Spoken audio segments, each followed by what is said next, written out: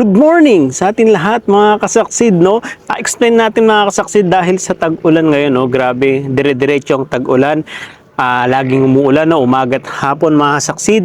Explain natin sa inyo mga kasaksid kung paano nga ba gamitin ang Goshen lalo na ngayong tag-ulan.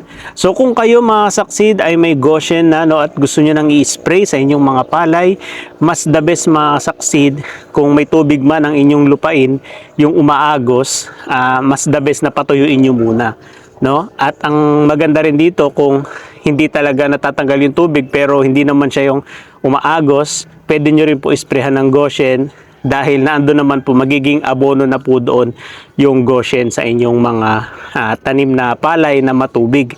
Pero the best doon ay yung basa lang, yung lupa mga kasaksid. Yun yung the best doon.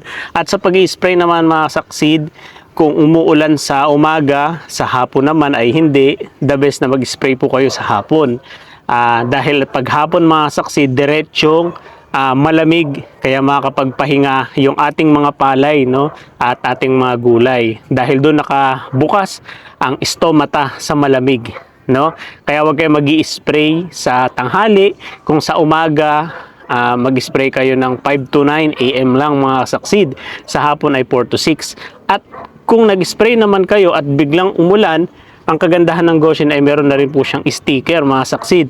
Kung nag-spray kayo tapos after 15 minutes o 20 minutes umulan, okay lang po yun dahil nakakapit na po ang Goshen sa inyong mga palay mga saksid. So yun yung idea na pwede nyong gawin mga saksid. Kung umuulan man sa inyo, biglang tumigil, pwede po kayo mag-spray.